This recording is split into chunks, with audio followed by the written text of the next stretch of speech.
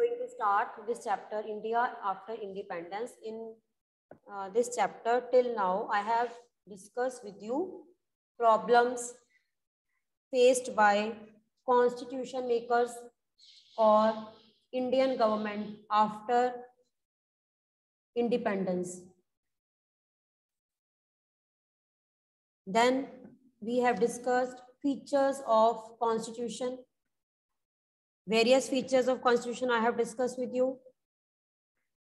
1946 से Constituent Assembly बनी and it was adopted on 26 November 1949 and our constitution was passed on 26 January 1950.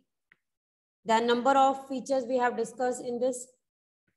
Number 1, universal adult franchise. Number 2, written and lengthiest constitution of our country.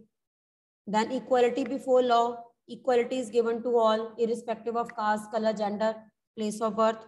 Then special privileges to poor people. Below poverty line, those people who are living below poverty line, they have been given proper facilities by the government. Then reservation policies. Some seats have been reserved for SC, ST and OBC classes. Then list system. Various kind of lists are in our constitution. Union list, state list, concurrent list, residuary list. And according to these lists, Parliament can make laws on the subjects given those who are of national importance. And some laws are made by state government, those who are written in the state list. Then separation of powers. Powers have been separated on the basis of 3 parts. Legislature, executive and judiciary. Legislature का main काम क्या है? Law बनाना. Parliament और executive का काम क्या है? उसको implement करना. Prime Minister and ministers. Judiciary का काम क्या है? कॉन्स्टिट्यूशन को इंटरप्रेट करना और उनको पनिश करना जो रूल्स को तोड़ते हैं. That is judiciary, supreme court, high court and district court. Then federal form of government I have discuss, centre and state. The government जो है उसको 2 पार्ट्स में डिवाइड किया गया है. पूरी कंट्री के लिए सेंट्रल गवर्नमेंट और अलग अलग स्टेट्स के लिए होती है स्टेट गवर्नमेंट्स. क्लियर? देन इसके अलावा भी हमारी कंट्री में लोकल गवर्नमेंट्स भी होती हैं and all are controlled by central government. यानी कि हमारी कंट्री के प्राइम मिनिस्टर जो हैं वो हमारी कंट्री की सभी स्टेट्स, सीएम उनको कंट्रोल करते हैं और टाइम टाइम पे गाइडलाइंस इश्यूज करते हैं. देन फिर हमने डिस्कस किया था लैंग्वेज पॉलिसी. लैंग्वेज पॉलिसी का मतलब क्या है कि हमारी कंट्री में लैंग्वेज किसी के ऊपर थोपी नहीं गई. तो people they have given freedom. Total जो कॉन्स्टिट्यूशन में लैंग्वेजेस कितनी है? 22. हिंदी जो है 22 में से एक लैंग्वेज है हिंदी जो कि ऑफिशियल लैंग्वेज है. इसके अलावा और कितनी ही लैंग्वेजेस हैं जिनको कॉन्स्टिट्यूशन में शेड्यूल्ड या रिकॉग्नाइज लैंग्वेजेस कहा गया है. तो साउथ इंडिया के लोग they are free to opt their mother tongue. It's not important to learn Hindi for them. They can opt their mother tongue as well as English तो उनको आती ही है. ठीक है. कॉम्पिटिटिव एग्जाम जब ऑल इंडिया एग्जाम्स होते हैं तो उसमें people they have choice, they can have a choice.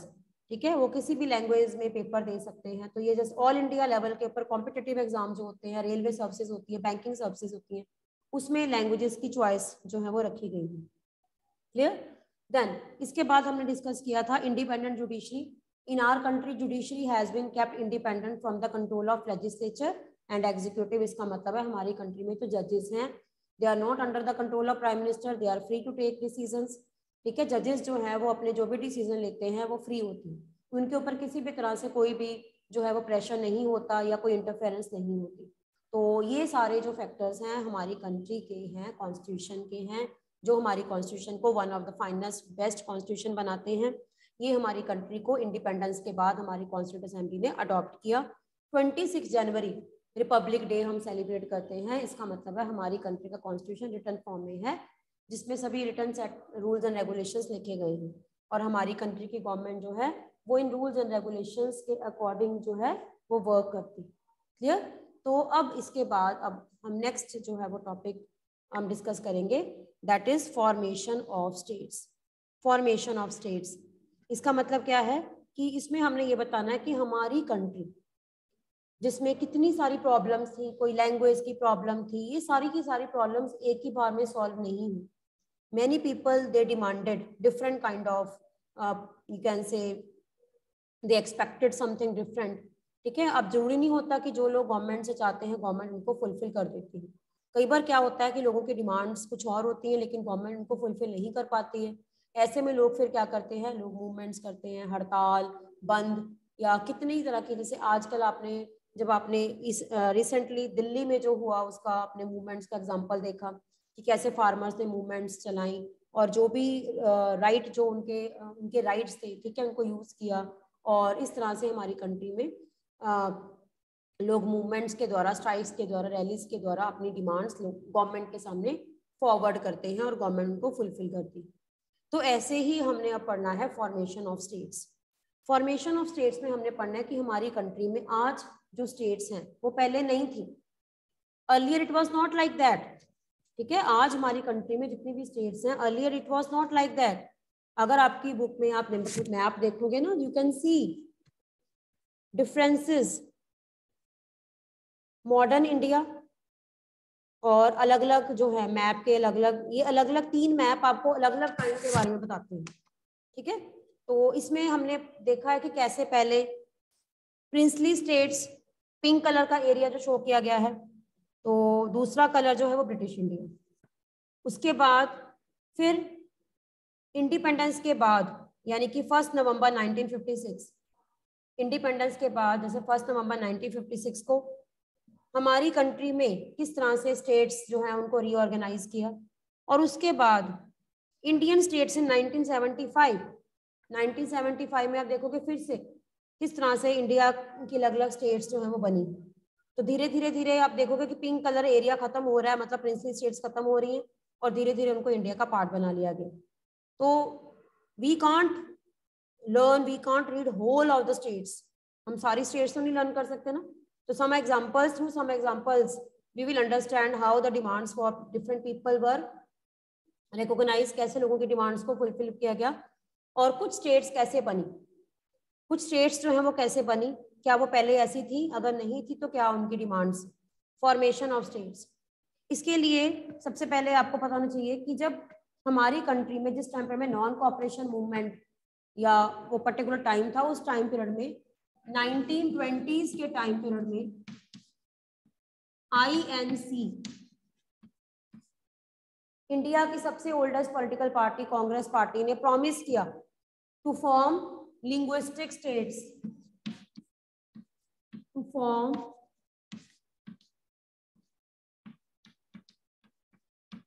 Linguistic states.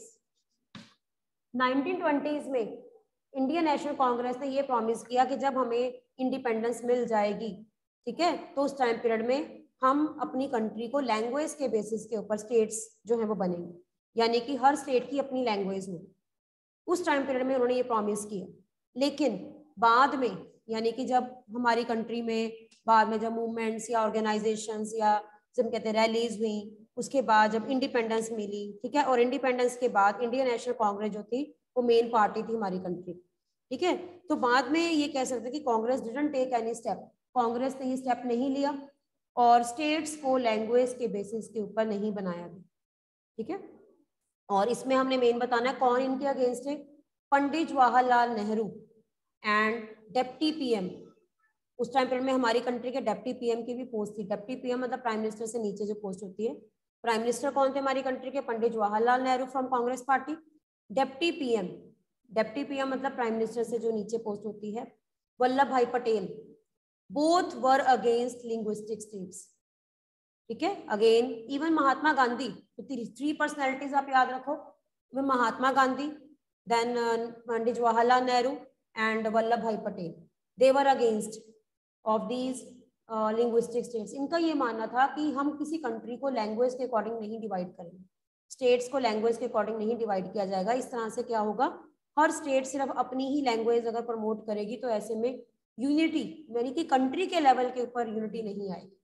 तो ये इनका ये मानना था, तो इसीलिए उस टाइम पीरियड में स्टेट्स को लैंग्वेज के बेसिस के ऊपर बनाने का जो काम था उसको थोड़ी देर के लिए पेंडिंग कर दिया गया, पोस्टपोन कर दिया गया। क्लियर? फिर उसके बाद जिसे हम कहते हैं कि अलग अलग लैंग्वेजेस के लोग, कन्नड़ा, हमारी कंट्री में तो कितनी लैंग्वेजेस है ना, कन्नड़ा, मलयालम, आपने तो कई लैंग्वेज सुनी भी नहीं होंगी, मराठी, ठीक है, then they demanded separate states. Many people, Kannada speaking people, Malayalam speaking people, Marathi speaking people, then Telugu speaking people. They demanded different states. इनका ये मानना था कि इनकी स्टेट्स में सिर्फ इनकी ही लैंग्वेज, यानी कि सिर्फ यही लैंग्वेज सीखे, इनके ऊपर कोई और लैंग्वेज जो है वो नहीं होनी चाहिए।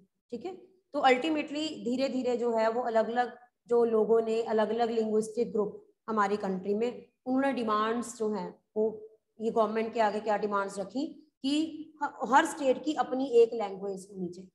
कन्नड़ा, मलयालम, मराठी, तेलुगु, इन सब की अपनी अपनी लैंग्वेज के अकॉर्डिंग स्टेट्स जो हैं वो बननी चाहिए। ठीक है, तो इसके बाद फिर नेक्स्ट जो डिमांड, सबसे मेन डिमांड, जिसकी मतलब सबसे ज्यादा हम कहते हैं कि मेन डिमांड जो है वो किस एरिया से आई? मद्रास प्रेसिडेंसी। मद्रास प्रेसिडेंसी। क्या डिमांड थी? इस एरिया में यानी कि जो लोग थे तेलुगु स्पीकिंग,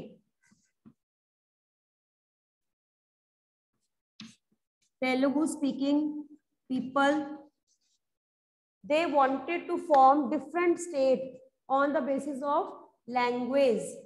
ठीक है, इनका मानना था कि तेलुगु जो है, तेलुगु की एक अपनी ही अलग से स्टेट होनी चाहिए, और उस स्टेट का नाम उन्होंने क्या रखा? आंध्रा। और उनकी डिमांड क्या थी? That we want Andhra. Telugu speaking people, they demanded we want Andhra. यानी कि अभी आंध्र प्रदेश स्टेट उस टाइम थी नहीं, है ना। इंडिपेंडेंस के बाद जब तेलुगु स्पीकिंग जो लोग थे वो आंध्रा जो है वो अलग से एक स्टेट चाहते थे। ठीक है, और इसमें यानी कि इस प्रोसेस में एक पर्सन, उनका नाम है श्री रामालू। श्री रामालू, उन्होंने क्या किया? हंगर स्ट्राइक जो है वो की। हंगर स्ट्राइक, हड़ताल, बंद, मूवमेंट्स, जो जब लोगों की ये प्रॉब्लम्स आती हैं तो फिर लोग इस तरह से गवर्नमेंट के सामने अपनी डिमांड करते हैं। उन्होंने क्या किया? हड़ताल, बंद, बंद करना मतलब एरियाज को बंद करवा देना। ठीक है, क्या डिमांड थी उनकी? We want Andhra. उनकी डिमांड क्या थी कि आंध्रा जो है वो तेलुगु, सिर्फ वहां पे तेलुगु ही लैंग्वेज होनी चाहिए, तेलुगु बोलने के वालों के लिए अलग से एक स्टेट होनी चाहिए, उनका नाम वो क्या चाहते थे? आंध्रा। ठीक है, और इसके लिए उन्होंने क्या किया? 58 डेज, श्री रामालू ने 58 डेज फास्ट रखा, hunger strike, 58 days fasting. Fasting का मतलब होता है हड़ताल में जो है वो फास्ट करना। ठीक है, और ये सिचुएशन कुछ ऐसी एक्यूट हो गई कि इनकी डेथ हो गई ड्यू टू फास्ट, है ना। इतना लॉन्ग टाइम पीरियड अगर आप फास्ट रखोगे तो ऑब्वियसली हेल्थ को प्रॉब्लम आती है। तो मतलब लोगों को ये लगता है कि ही सैक्रिफाइस हिज लाइफ। ठीक है, उनको ये लगता है कि he sacrifice his life to demand for Andhra, to demand for their own language. ठीक है, तो इसलिए अल्टीमेटली इनकी डिमांड क्या थी कि वो आंध्रा चाहते थे, तेलुगु स्पीकिंग जो है वो एरिया चाहते थे अलग से। और कब उनकी डेथ हुई? 15 दिसंबर 1952। 15 दिसंबर 1952 श्री रामालू डाइड।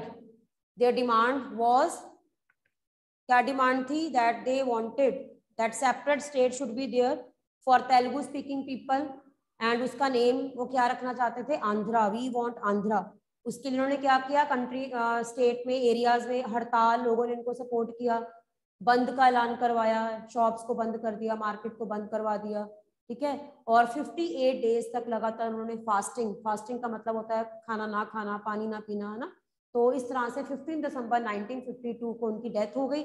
और जब उनकी डेथ हुई तब ये मैटर जो था, लोग बहुत ज्यादा गुस्सा हो गए। तो धीरे धीरे ये जो मैटर है, मैं इस मैटर के ऊपर सेंट्रल गवर्नमेंट को फिर स्टैंड लेना पड़ा, डिसीजन लेना पड़ा। ठीक है, क्या डिसीजन लिया?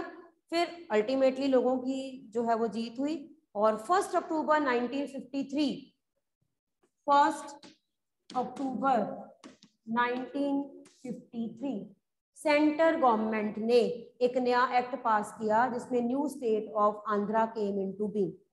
1 अक्टूबर 1953 state of Andhra, Andhra Pradesh, state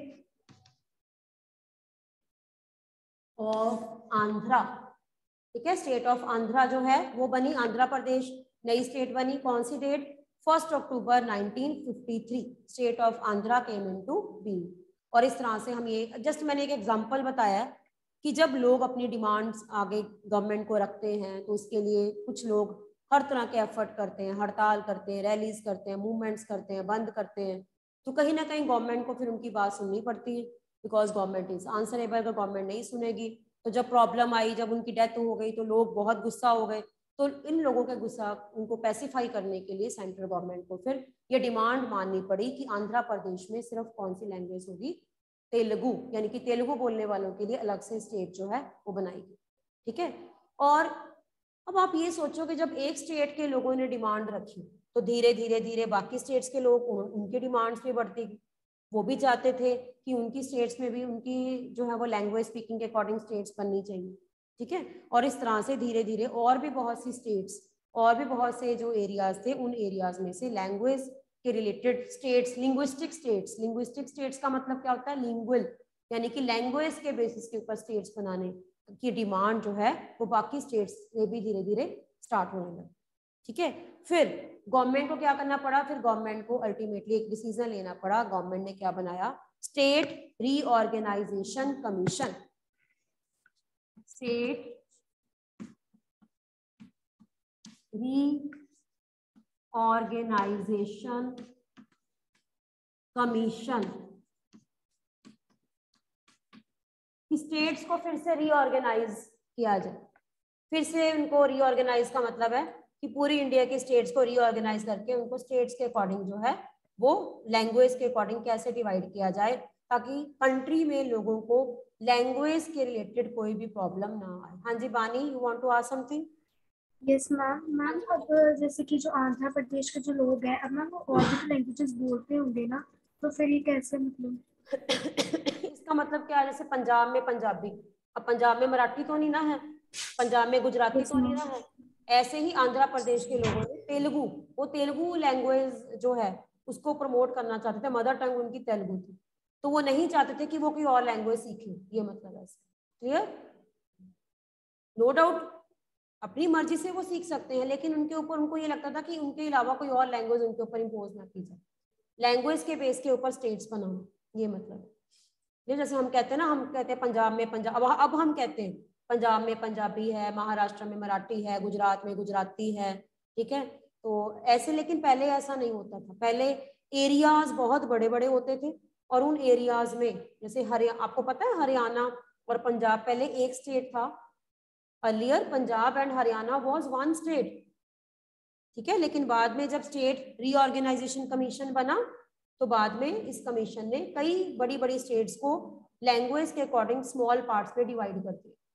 now it is clear Bani, raise your hand. Yes, keep your mic on. Yes ma'am, it is clear. ठीक है, ओके, थैंक यू। ठीक है, तो अब हमने पढ़ना है स्टेट रीऑर्गेनाइजेशन कमीशन का मतलब क्या है। स्टेट रीऑर्गेनाइजेशन या स्टेट्स जो हैं उनको कैसे रीऑर्गेनाइज किया जाए। रीऑर्गेनाइज करने का मतलब है earlier the area of states was very big, it was very difficult to control whole of the states, बड़ी बड़ी स्टेट्स को कंट्रोल करना बहुत मुश्किल था और एक ही स्टेट में अलग अलग लैंग्वेजेस के लोग थे। तो अब स्कूल्स में कौन सी लैंग्वेज, गवर्नमेंट कौन सी लैंग्वेज को प्रमोट करे।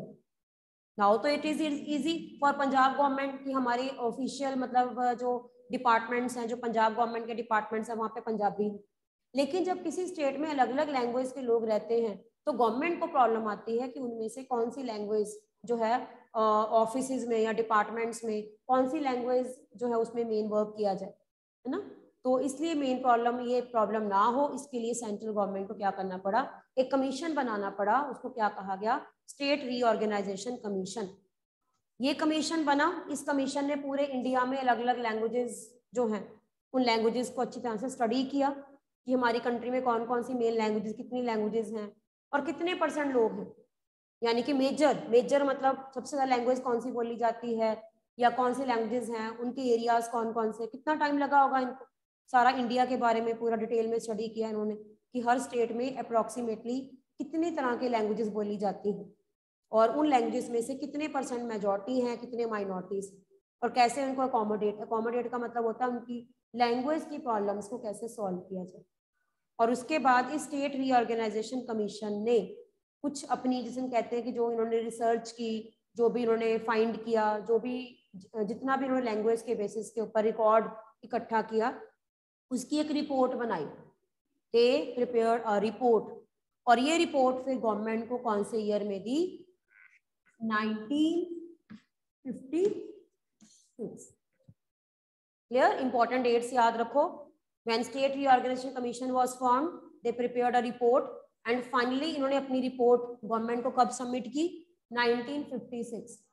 1956 में इन्होंने सारी लैंग्वेजेस के रिलेटेड जो भी इनकी प्रॉब्लम, जो भी इनको लैंग्वेज के रिलेटेड लगा, उसके अकॉर्डिंग इन्होंने क्या किया, वो रिपोर्ट जो है वो गवर्नमेंट को प्रेजेंट की। ठीक है, और इसमें फिर बाद में काफी रिशफल किए। रिशफल का मतलब है इंडियन गवर्नमेंट ने बहुत से चेंजेस किए। कौन कौन से चेंजेस? हम सारे चेंजेस तो हम नहीं कर सकते हैं ना, क्योंकि पूरी कंट्री में इतने सारे चेंजेस हुए। तो हम कुछ एग्जांपल लेते हैं। जैसे हम पंजाब से हैं तो हम एक पंजाब का एग्जांपल लेते हैं कि पंजाब में क्या हुआ।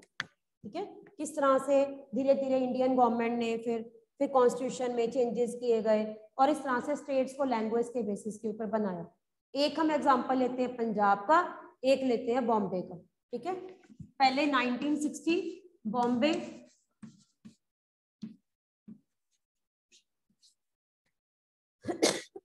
अगर आप बॉम्बे जाओगे ना तो बॉम्बे मेनली दो तरह की बायलैंग्वेज क्या होती है, जहाँ पे मेन दो लैंग्वेजेस ज्यादा है।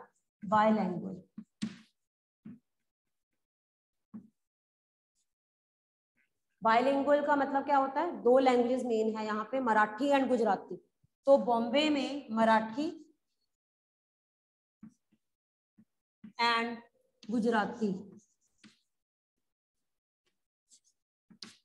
तो जो गुजराती एरियाज थे, जहाँ पे गुजराती कम्युनिटीज रहती थी, जहाँ पे मेन लोगों की लैंग्वेज गुजराती थी, उस एरिया को गुजरात में ऐड कर दिया गया।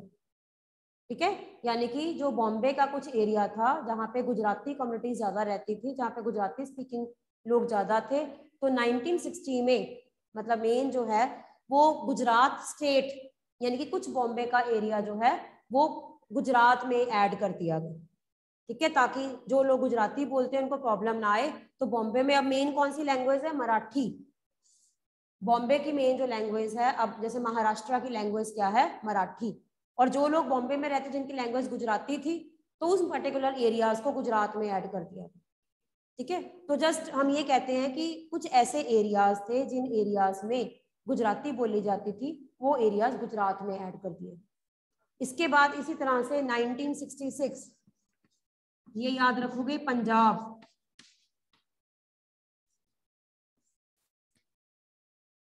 पंजाब स्टेट जो है वो 1966 में टू पार्ट्स में डिवाइड कर दी है। टू पार्ट्स में डिवाइड किया गया 1966 में। Earlier Punjab and Haryana were one. Punjab and Haryana.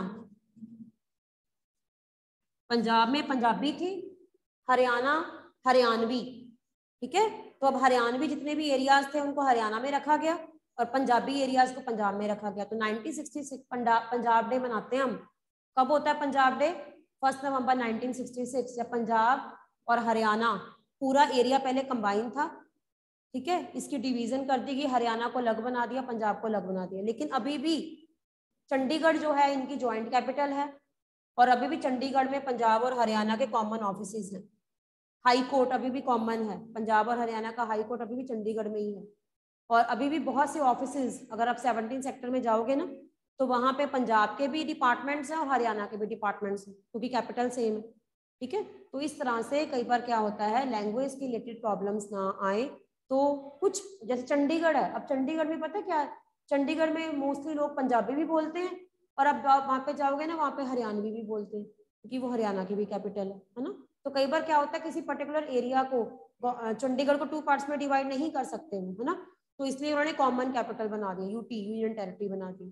तो इस तरह से स्टेट्स और यूनियन टेरिटरीज जो हैं उनकी फॉर्मेशन की गई सेंट्रल गवर्नमेंट के कारण। सेंट्रल गवर्नमेंट क्या करती है, जहाँ पे भी स्टेट्स की प्रॉब्लम आती है, लैंग्वेज की प्रॉब्लम आती है, तो रीऑर्गेनाइजेशन कमीशन जो है उनकी लैंग्वेज के रिलेटेड प्रॉब्लम्स को सॉल्व करने के लिए फिर इस तरह से स्टेट्स को रीऑर्गेनाइज किया जाता है, ताकि किसी पर्टिकुलर एरिया में लैंग्वेज के इश्यूज जो हैं उन इश्यूज को सॉल्व किया जाए। Clear? Any doubt till now what ever I have discuss? Any doubt? हाँ जी बेटा। यस, फॉर्मेशन ऑफ स्टेट्स, जिसमें मैंने आपको 2-3 एग्जांपल बताए हैं। तो ये सपोज आपको मैं पूछती हूँ बेटा, write a note on the formation of important states. Andhra Pradesh, उसका एग्जांपल दो। पंजाब का एग्जांपल दो, पंजाब बॉम्बे का एग्जांपल आपने देना है, ठीक है। देन आपने बताना है कि किस तरह से आंध्र प्रदेश में कैसे जो श्री रामालू थे उनके स्ट्रगल के कारण जो है उनकी विक्ट्री हुई और अल्टीमेटली गवर्नमेंट को लिंग्विस्टिक स्टेट्स बनाने की जो डिमांड है उसको फुलफिल करना पड़ा। और अगर एक को बना दिया तो बाकी स्टेट्स के लोगों ने भी अपनी डिमांड्स रखनी शुरू कर दी।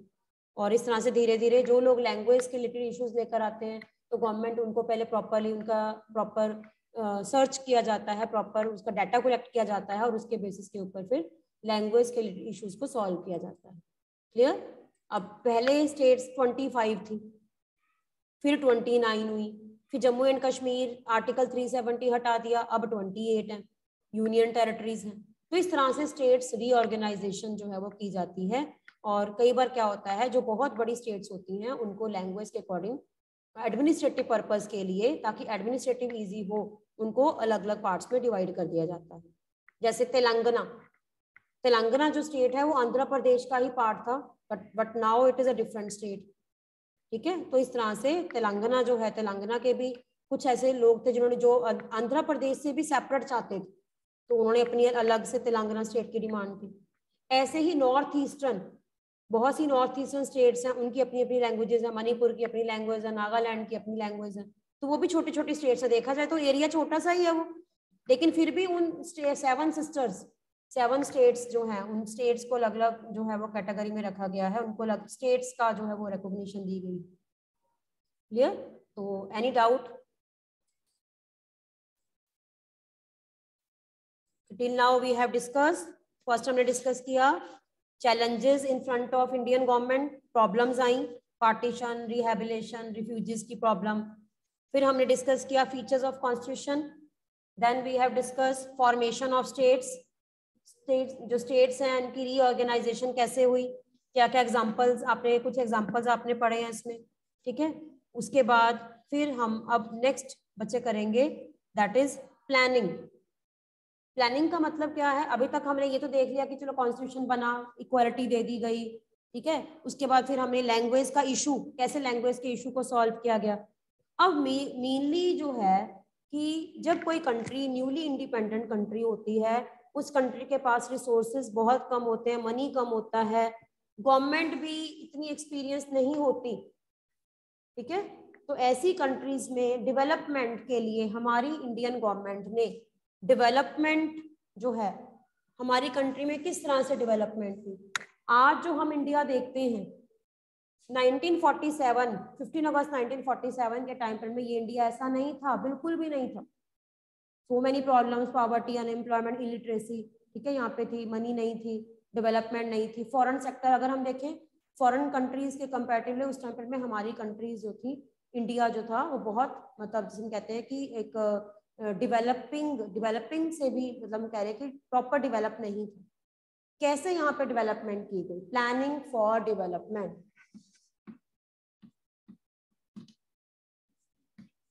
Planning for development. अब हम पढ़ेंगे, क्योंकि हम पढ़ रहे हैं इंडिया आफ्टर इंडिपेंडेंस, कि इंडिपेंडेंस के बाद हमारी इंडियन गवर्नमेंट ने प्लानिंग और डेवलपमेंट, कैसे इंडिया को प्रॉपर प्लान किया, कैसे डेवलपमेंट, कैसे इंडस्ट्रियल डेवलपमेंट, इकोनॉमिक डेवलपमेंट को प्लान किया, और किस तरह से धीरे धीरे फिर हमारी इंडिया की जो पोजीशन है वो इंटरनेशनल मार्केट में स्ट्रॉन्ग की गई, ठीक है। वो हमने इसमें बताना है, प्लानिंग फॉर डेवलपमेंट। तो जब भी कोई भी गवर्नमेंट किसी भी कंट्री को संभालती है ना, तो सबसे पहले गवर्नमेंट के सामने कुछ एम्स होते हैं, ऑब्जेक्टिव्स होते हैं, ठीक है, ऑब्जेक्टिव्स, एम्स। टारगेट्स। ठीक है, हम कहते हैं ना जैसे न्यू ईयर में हम रेजोल्यूशन करते हैं कि हम ये करेंगे, इसी तरह से गवर्नमेंट भी, जब गवर्नमेंट को इलेक्ट किया जाता है तो गवर्नमेंट भी आने वाले टाइम पीरियड में कुछ टारगेट्स, कुछ एम्स एंड ऑब्जेक्टिव्स जो है वो चूज करती है। तो ऐसे ही जिस टाइम पीरियड में हमारी कंट्री को इंडिपेंडेंस मिली 1947 के बाद, ठीक है, तो 1947 के बाद 1948, 1949, तो ये कुछ टाइम था जिस टाइम में अभी गवर्नमेंट को स्टेबल होने में टाइम लगा। ठीक है, और उसके बाद फिर धीरे धीरे हमारी कंट्री में डेवलपमेंट के लिए गवर्नमेंट ने एफर्ट्स करने शुरू किए, क्योंकि अभी तो रिफ्यूजीज की प्रॉब्लम थी, पार्टीशन की प्रॉब्लम थी, कम्युनल क्लैशेस हो रहे थे, और महात्मा गांधी की डेथ हुई 1948 में, और धीरे धीरे अभी कंट्री जो थी वो, जिसे हम कहते हैं कि पुरानी जो प्रॉब्लम थी उनसे अभी संभल रही। ठीक है, तो अब सबसे मेन एम क्या था? To remove poverty, to remove poverty, क्योंकि हमारी कंट्री में बहुत से लोग पुअर थे, तो गवर्नमेंट के सामने एम एंड ऑब्जेक्टिव क्या था? एक तो पॉवर्टी को रिमूव करना, लोगों को एम्प्लॉयमेंट देना, ठीक है, और दूसरी तरफ एम्प्लॉयमेंट लोगों को तभी दी जाएगी जब बड़ी बड़ी फैक्ट्रीज या इंडस्ट्रीज खुलेंगी। तो इसके लिए गवर्नमेंट का मेन ऑब्जेक्टिव या टारगेट क्या था? Industries, industrial and economic development, economic and industrial development. ठीक है, पॉवर्टी रिमूव करने के लिए, लोगों को एम्प्लॉयमेंट फैसिलिटीज देने के लिए, इकोनॉमिक जो है इंडस्ट्रियल डेवलपमेंट का मतलब होता है इंडस्ट्री सेटअप करना, फैक्ट्री सेटअप करना, और वो तभी होगा जब गवर्नमेंट प्रॉपर जो है वो प्लान करती। प्लान का मतलब क्या होता है? हम प्रॉपर प्लान करते हैं कि कितना पैसा कहाँ पे, कौन सी फैक्ट्रीज लगाई जाएंगी, कैसे होगा। तो प्लानिंग करने के लिए हमारी इंडिया की गवर्नमेंट ने सबसे पहला स्टेप क्या लिया? Planning commission. कौन से ईयर में बना? 1950, प्लानिंग कमीशन। ठीक है, 1950 में प्लानिंग कमीशन बना। The main motive of planning commission was to set up some goals, some objectives, some targets which were to be achieved, and for that first 5-year plan was launched in 1951. First 5-year plan, ठीक है, first 5-year plan was launch in 1951, और इस plan में main Indian government का objective या target, या जिसे हम कहते हैं कि उनका मेन एजेंडा क्या था, कि हमारी कंट्री में प्रॉपर जो है वो डेवलपमेंट की जाए, इंडस्ट्रियल डेवलपमेंट की जाए। और इसके लिए हमारी कंट्री ने कौन सा मॉडल अडॉप्ट किया? Mix economy. मिक्स इकोनॉमी का मतलब होता है गवर्नमेंट प्लस प्राइवेट, जिसमें गवर्नमेंट भी इन्वेस्ट करती है, प्राइवेट सेक्टर भी होता है।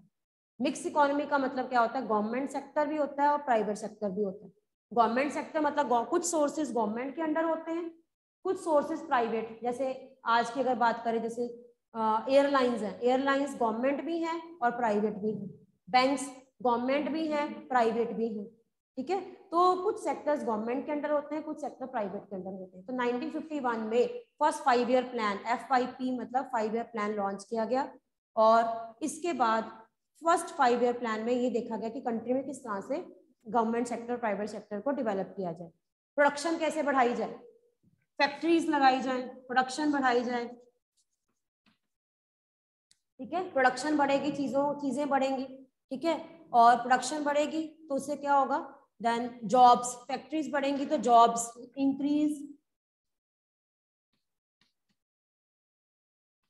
Job opportunities.